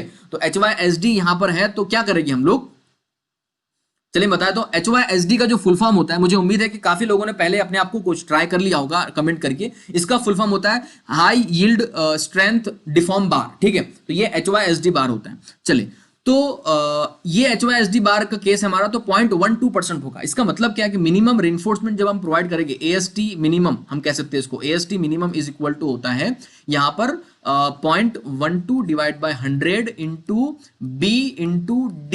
ये कैपिटल D आ रहा है, अब इस चीज को याद रखिएगा, ठीक है, इस चीज को याद रखिएगा, ओके। तो यहां पर अब क्या करना है आपको कि भाई 0.12 डिवाइड बाय 100 इंटू बी हमारे पास 1000 का था, इंटू हमारे पास जो डी था वो 550। ओवरऑल डेप्थ आपको याद होगा, ओवरऑल डेप्थ हमारे पास आ रही थी 550 mm की। तो इसके मुताबिक जो आपका एरिया रिक्वायर्ड है मिनिमम, वो कितना आ रहा है, 660 mm स्क्वायर। कितना आ रहा है, 660 mm² आपके पास ये टोटल एरिया रिक्वायर्ड आ रहा है। मुझे उम्मीद है कि यहां तक आप सभी लोगों को ये समझ में आ रहा होगा। ओके, तो इसके मुताबिक भी आप जो है यहां पर दोबारा 12 mm के डायमीटर के बार आसानी से यूज कर सकते हो। अगर आप डायमीटर बढ़ाना है तो बढ़ा सकते हो, आपका स्पेसिंग वहां पर बढ़ जाएगा। ठीक है, ये फैक्टर अंदर अंदर कोरिलेट करते हैं अपने आप को। तो आप जो चीजें यहाँ पर चेंजेस करते हो वो आपको आने वाली बाकी वैल्यूज में चेंजेस ऑटोमेटिकली मिल जाएगी कैलकुलेशन के द्वारा। चले, तो यहाँ पर हम 12 mm के बार, अगर हम 10 mm यूज करना तो भी यूज कर सकते हो। ठीक है, तो ये आपके ऊपर निर्भर है। बस इसमें देखो, डिजाइन के आप राजा हो, बस आपको ध्यान रखना होता है कि आपकी प्रजा कहीं इसमें जो है वो उनकी हालत खराब ना, मतलब प्रजा कहीं फेल ना हो जाए, मतलब जो डिजाइन आप कर रहे हो वो कहीं फेल ना हो जाए, बस यही कंडीशन है। बाकी आप अपनी मर्जी से यहाँ पर डिजाइन कर सकते हो, कोई आपको रोकेगा नहीं। जस्ट कंडीशन ये है कि इकोनॉमी सेफ्टी यहाँ पर दोनों ध्यान रही चाहिए, इसके साथ साथ में ड्यूरेबिलिटी। ठीक है, चले, तो 12 mm की अब आप स्पेसिंग यहाँ पर कितनी दोगे, है ना, डिस्ट्रीब्यूशन बार के लिए स्पेसिंग कितनी दोगे, तो वही आपको फॉर्मूला फिर से ये रिपीट करना होगा। Spacing is equal to π/4 d² divide by AST required. ठीक है, AST रिक्वायर्ड इंटू 1000। ठीक है, इसके मुताबिक आप फिर से यहाँ पर जो है निकाल लीजिए, तो आपकी जो स्पेसिंग आ रही है। ठीक है, मैं इसको डिटेल में कैलकुलेट नहीं कर रहा हूँ, मुझे उम्मीद है कि आप लोग इतने होशियार तो हो गई कि इतना कैलकुलेशन आप खुद पे कर सकते हो। ठीक है, चले, तो इसकी जो टोटल यहाँ पर स्पेसिंग आ रही है वो 170 mm आ रही है। ठीक है, at 170 mm centre to centre spacing हम इसको कह सकते हैं। तो ये राउंड अप करके फिगर दे रखी है मैंने। ठीक है, तो राउंड अप करने के बाद जो आपकी AST प्रोवाइडेड होगा यहाँ पर, क्योंकि AST प्रोवाइडेड क्यों हम निकालते हैं, बिकॉज AST जब हम रिक्वायर्ड निकालते हैं और जब उसके बाद हम स्पेसिंग रिक्वायर्ड निकालते हैं तो स्पेसिंग हम राउंड अप कर लेते हैं बाद में। तो राउंड अप करने के बाद AST प्रोवाइडेड में भी थोड़े बहुत चेंजेस आ जाते हैं। ठीक है, तो वो यहाँ पर आपको निकालना होता है कि आप एक्चुअल जो वहां पर AST प्रोवाइड कर रहे हो वो कितना है। तो एक्चुअल AST यहाँ पर आप प्रोवाइड कर रहे हो कितनी, दैट इज 664, बहुत ज्यादा चेंजेस नहीं हुए हैं। ठीक है, तो ये दोनों चीजें आपको समझ में यहाँ पर आ जानी चाहिए कि भाई क्या है ये सारा माजरा, क्या है इसके अंदर सारी चीजें, बेसिक कंसेप्ट क्या है इसका प्रोविजन का। ठीक है, मुझे उम्मीद है कि यहां तक आपको क्लियर चीजें हो गई होगी, इसमें कोई आपको कंफ्यूजन नहीं हो रहा होगा। ओके, तो ये हमने डिस्ट्रीब्यूशन बार भी प्रोवाइड कर दी है, हमने मेन बार्स भी प्रोवाइड कर दी है। अब हम इसके अंदर चेक की ओर आगे बढ़ते हैं। चेक यहां पर करना होगा आपको शेयर के, कि भाई शेयर में ये फेल होगा या नहीं होगा। तो देखिए, शेयर फेलियर के लिए जो चेक होता है वो बड़ा सिंपल सा है। ठीक है, अगर हम बात करें चेक फॉर शेयर की बात करें, अगर हम चेक फॉर शेयर की अगर हम बात करें, सॉरी चीयर लिख रहा था मैं चेक फॉर शेयर की अगर बात करें तो इसका एक सिंपल सा फंडा है, सिंपल सा एक ये है कि भाई टाउ वी टीवी नहीं sorry tau V should be less than tau C, या फिर हम कह सकते हैं tau C should be greater than tau V. ये एक जो रिलेशन होता है ना, ये आपका मेंटेन होता है या नहीं होता है, ये आपको बस चेक करना होता है। ठीक है, अब इसमें टाउ वी क्या होता है, देखिए टाउ वी होता है यहाँ पर V U divide by B D. ये वी यू क्या होता है, तो ये वी जो आपका शेयर का क्रिटिकल सेक्शन होता है उसके ऊपर वो जो शेयर होता है वो आपको निकालना होता है। ठीक है, अब आपको मैं एक फिगर के द्वारा कुछ चीजें रिमाइंड करवाना चाहूंगा, रिकॉल करवाना चाहूंगा। ठीक है, ये एक टूटी फूटी कोई फिगर में ड्रॉ कर रहा हूँ। ठीक है, हमारे फुटिंग की आपको मैंने बताया था कि ये जो फेलियर देखा गया है ये 45 डिग्री पर फेलियर देखा गया फुटिंग का। कितनी डिग्री पर, 45 डिग्री पर। ठीक है, तो क्योंकि अब ये इसका क्रिटिकल प्लेन हो गया। ठीक है, ये इसका क्रिटिकल प्लेन हो गया, तो हम जो यहाँ पर चेक फॉर शेयर करेंगे तो हमें इस पोर्शन की जरूरत पड़ेगी। ठीक है, इस पोर्शन की जरूरत पड़ेगी। तो ये जो पोर्शन है, अब इसका डिस्टेंस कितना है आपको ये पता करना होगा। ठीक है, that you need to no.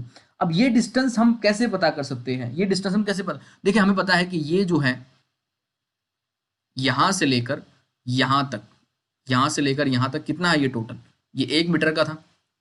ठीक है, मतलब हम कह सकते हैं कि 1000 mm है टोटल, 1000 mm का।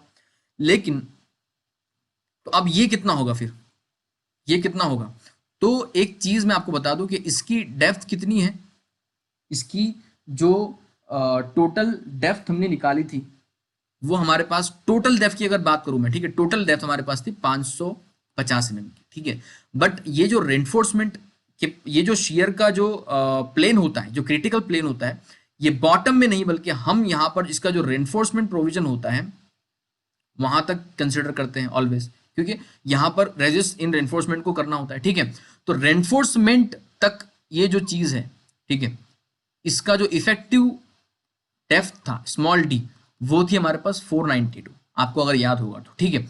तो इफेक्टिव डेप्थ यहाँ पर 492, और क्योंकि ये 45 डिग्री पे है, ये क्या है 45 डिग्री पे है, तो ये भी कितना होगा सेम, ठीक है। मतलब ये अगर 492 हुआ तो फिर ये भी 492 होगा।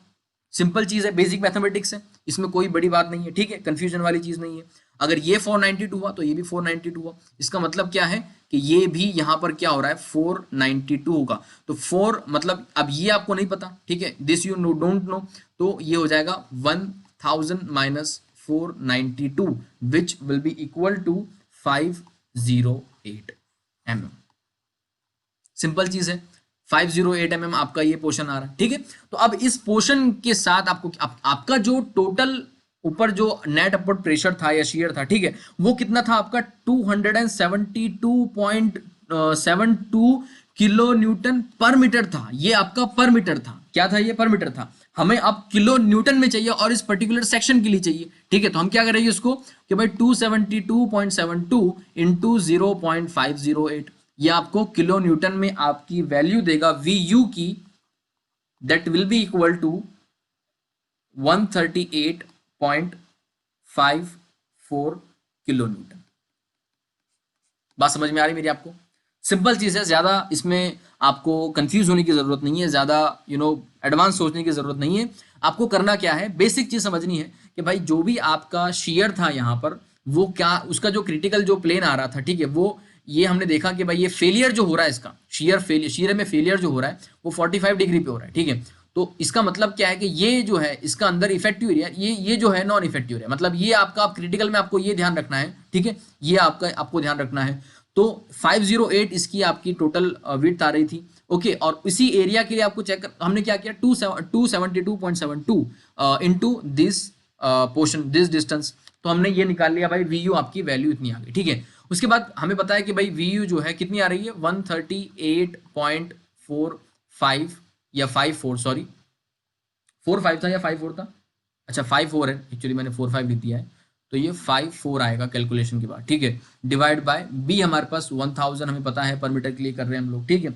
और ये डी हमारे पास जो इफेक्टिव था वो 492 आना चाहिए, ठीक है, क्योंकि हम रेनफोर्समेंट जो हमारा इफेक्टिव रेनफोर्समेंट आ रहा था वहां तक ही इस चीज को कंसिडर करते हैं हमेशा, ठीक है।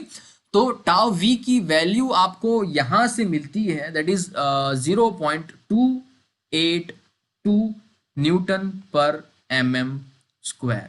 याद रहे ये चीज, आपको टाउ वी की वैल्यू इस तरह से कैलकुलेट करनी होती है। समझ आई मेरी बातें? आपको समझ आ रही हो तो इस जो वीडियो है इसको लाइक जरूर कीजिएगा। चले, और मुझे उम्मीद है आपको समझ में आ रहा होगा। अगर नहीं आ रहा तो आप मुझे कमेंट करके इसके डाउट पूछ सकते हो, या हमारी एप्लीकेशन के जरिए भी हमें आप टेक्निकल सिविल को वहां अपने डाउट लिख सकते हो, हम आपकी वहां पूरी मदद करेंगे। चले, तो यहां तक हमने देख लिया कि भाई टाउ वी किस तरह से निकाला जाता है। Now we will see how to calculate tau C, ठीक है। देखिए टाउ सी को निकालने के लिए अब आपको जाना पड़ेगा अपने आईएस कोड के अंदर, ठीक है। आईएस 456 की बात कर रहा हूं मैं, 1978, ठीक है। हम उसको प्यार से जो है वो, सॉरी आईएस 1978 नहीं बल्कि आईएस 456 2000, सॉरी 2000 में आपको जाना होगा, ठीक है। देखिए 2000 जो है आपका आईएस 456 2000 में आपको यहाँ पर टेबल नंबर 19 दे रखा है। अगर आपकी नजर यहाँ जा रही है, टेबल नंबर 19 आपको दे रखा है। इसमें कहा है design shear strength of concrete tau C newton per mm square, और ये दो चीजों पे निर्भर करता है, एक इस रेशियो के ऊपर 100 AS डिवाइड बाय BD, और दूसरा है ग्रेड ऑफ कंक्रीट के ऊपर, ठीक है। तो ग्रेड ऑफ कंक्रीट तो हमें पता है कि हमारे पास M20 ग्रेड का कंक्रीट है, that we very well know that, okay. लेकिन ये 100 AS बाय BD, ये हमें हमारा रेशियो पहले निकालना होगा, और इस रेशियो की वैल्यू इनमें से कोई होगी, और इसके आधार से हमें इंटरसेक्ट करके इसकी जो M20 ग्रेड के लिए वैल्यू है, इन वैल्यू में से कोई एक वैल्यू हमें हमारी होगी, या इनके बीच वाली कोई वैल्यू होगी, ठीक है। तो इसमें भी आपको दोबारा फिर वही इंटरपोलेशन वाला आ जाएगा, हम आपको बताते हैं अभी क्या करना है, चले ठीक है। तो यहाँ पर ये 100 AS डिवाइड बाय BD का पहले रेशियो आपको निकालना होता है, ठीक है। और इसकी अगर वैल्यू देखें तो 100 एरिया ऑफ स्टील जो आपने प्रोवाइड किया था, ये एरिया ऑफ स्टील प्रोवाइडेड है मेन रेनफोर्समेंट के लिए, ठीक है। तो 807 डिवाइड बाय यहाँ पर B हमें पता है 1000 है, पर मीटर के लिए कर रहे हैं, into 492, that is effective depth of our footing, ठीक है। इसकी वैल्यू जो आ रही है वो 0.164 आ रही है। ये आपको यहाँ पर समझ में आ गया कि भाई टाउ सी के लिए जो हमें जरूरत थी 100 AS डिवाइड बाय BD की, इस रेशियो की, वो हमारे पास 0.164 आ गया। अब हम दोबारा उस कोड में जाते हैं। देखिए यहाँ पर 0.164 है, ठीक है, 0.16 मतलब 0.15 और 0.25, इन दोनों के बीच की कोई वैल्यू होगी 0.164। अब आपको इसके लिए इंटरपोलेट करना होगा, ठीक है। इंटरपोलेट कैसे करोगे, तो मैं आपको छोटी सी झलक यहाँ पे दे देता हूँ कि भाई 0.15 के लिए जो वैल्यू है आपकी वो 0.28 है, ठीक है, और 0.25 के लिए जो वैल्यू है आपकी वो 0.36 है, ठीक है, 0.36 है। अब इन दोनों के बीच का आपको डिफरेंस निकालना है, ठीक है, और आपको चाहिए 0.164 के लिए, तो उसको आपको वहां पर मल्टीप्लाई करना है। मतलब ये छोटा सा एक इसका मैं आपको नमूना दिखा रहा हूँ कि कैसे आप इंटरपोलेट करते हो। अगर किसी इंसान को, किसी देवी और सज्जनों को, किसी को भी आपको अगर इसको डिटेल में जानना है तो मुझे कमेंट करें प्लीज, या फिर एप्लीकेशन पे हमें बताएं, तो हम छोटी सी क्लिप आप लोगों के लिए अलग से बना के आपको प्रोवाइड करेंगे ताकि कंफ्यूजन आप सभी के दूर हो जाए, ठीक है। चले, तो यहां से इंटरपोलेट करने के बाद आपको क्या करना है, आपको सिंपली टाउ सी की वैल्यू निकालनी है, और टाउ सी की वैल्यू वहां से निकल के आएगी आपकी 0.302, ठीक है, 0.302 न्यूटन पर mm स्क्वायर।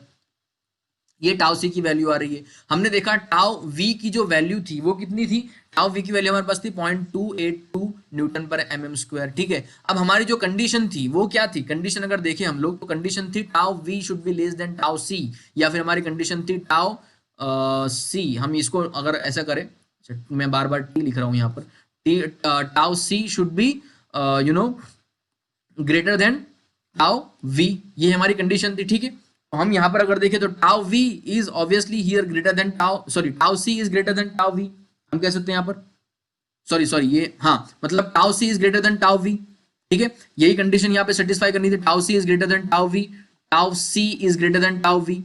इसका मतलब क्या है कि यहाँ ये शेयर में आपका जो सेक्शन है, आपका जो मेंबर है, बिल्कुल सेफ है, आपको यहाँ पर कोई चिंता करने की जरूरत नहीं है। जो भी आपने प्रोविजन किए हैं, जो रेनफोर्समेंट दिए हैं, जो स्पेसिंग दी है, वो इस कैलकुलेशन के हिसाब से, इस लोडिंग के हिसाब से, इस मेंबर के साइज के हिसाब से बिल्कुल सही है, ठीक है। इसका मतलब ये था। तो यहाँ तक आपने क्या किया, उसके साइज को डिसाइड किया, उसके बाद उसके अंदर मोमेंट के लिए आपने बार प्रोवाइड किए, डिस्ट्रीब्यूशन बार प्रोवाइड किए, आपने शेयर के लिए यहाँ पर उसको चेक कर लिया। अब एक हल्का सा छोटा सा चेक रह गया आखिर में, चेक नहीं है बल्कि हम उसको एक वेरिफिकेशन कहते थे कि भाई जो डेवलपमेंट लेंथ, जो बार निकल के आएगी हमारी फुटिंग के अंदर डेवलपमेंट लेंथ के लिए, तो उनके लिए पर्याप्त वहां पर लेंथ है भी या नहीं, ठीक है।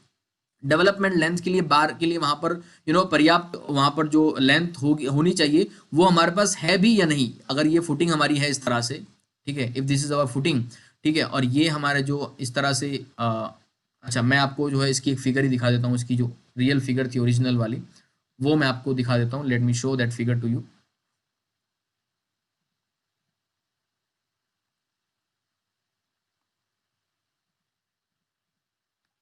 ये आपके सामने है, ठीक है।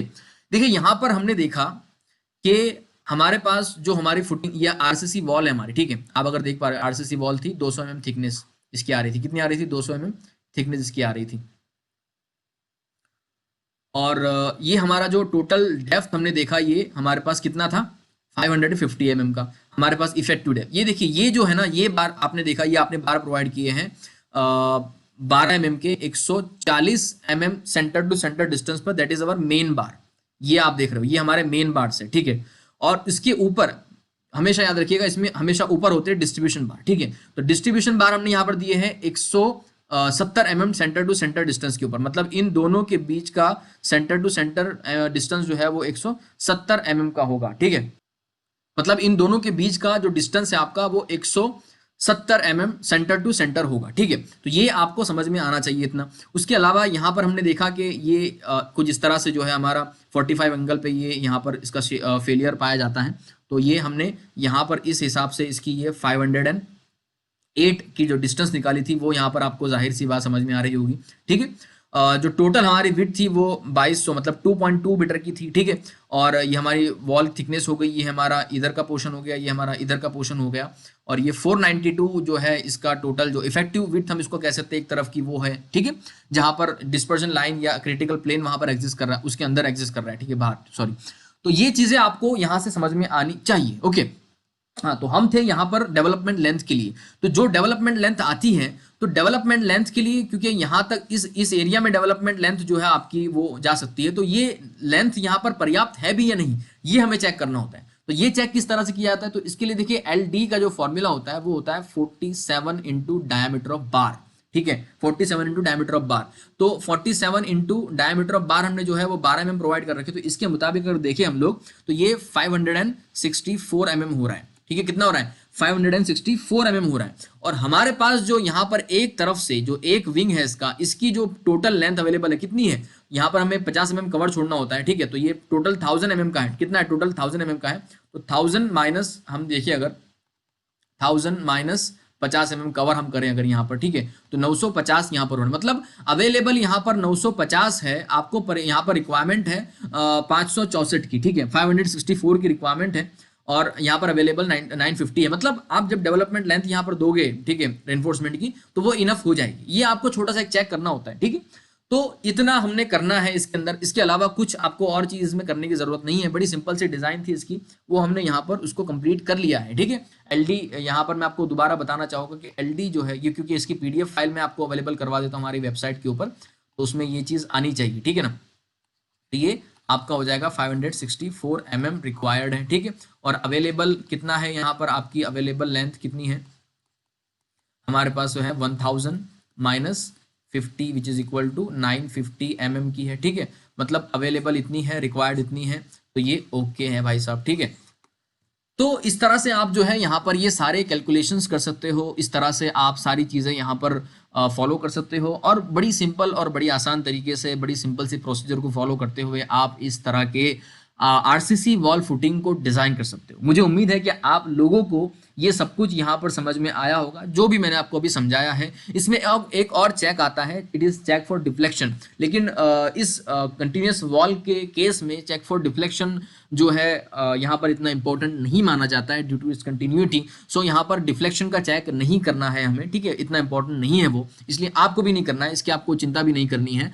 जब आगे इसकी ज़रूरत ज़्यादा पड़ेगी, वहाँ मैं आपको बताऊंगा कि इसकी ज़रूरत वहाँ पे क्यों पड़ी। ठीक है, ओके। तो ये था हमारा आज का इस लेक्चर के अंदर कि भाई आप कंटिन्यूस वॉल फुटिंग को किस तरह से डिज़ाइन करते हो, कौन कौन सी बेसिक चीज़ें आपको कंटिन्यूस वॉल फुटिंग के बारे में पता होनी चाहिए। अब हम नेक्स्ट जो इसका लेक्चर डिस्कस करेंगे, लेक्चर लेंगे, उस लेक्चर के अंदर, लेक्चर नंबर 7 के अंदर हम एक्चुअली लोडेड पैड फुटिंग को डिस्कस करेंगे। उसके कुछ बेसिक कंसेप्ट, कुछ उसकी ज़रूरी जानकारियाँ, और उसका एक एग्जाम्पल, एक मैनुअल कैलकुलेशन, एक मैनुअल डिज़ाइनिंग किस तरह से की जाती है। ठीक है, तो ये था आरसीसी डिज़ाइन या design of RCC foundation series के लेक्चर 6 के बारे में। यहाँ पर हम इस लेक्चर 6 को समाप्त करते हैं। मुझे उम्मीद है कि आप लोगों को इस लेक्चर के अंदर हमने जो भी सीखा आपको समझ में आया होगा। अगर कुछ डाउट होता है तो आप मुझे बेझिझक कमेंट के जरिए, या हमारी एप्लीकेशन के जरिए, या हमें मेल के जरिए, इंस्टाग्राम के जरिए, टेलीग्राम के जरिए, एनी हाउ जो भी आप, जहां आपके लिए मुनासिब हो, आप हमें इजीली कांटेक्ट करके वहां अपने सवालों को, अपने डाउट्स को पूछ सकते हो। We will try our best to reply you as soon as possible. यहाँ तक था आज का सेशन, समाप्त करते हैं इसको यहाँ पर। आपका इस सेशन को यहाँ तक देखने के लिए बहुत बहुत धन्यवाद। हमारे चैनल को सब्सक्राइब जरूर कीजिएगा, पसंद आए तो इस वीडियो को लाइक भी कीजिएगा, और अपने दोस्तों को हमारे इन चैनल के वीडियोस को शेयर करते रहिएगा। Thank you.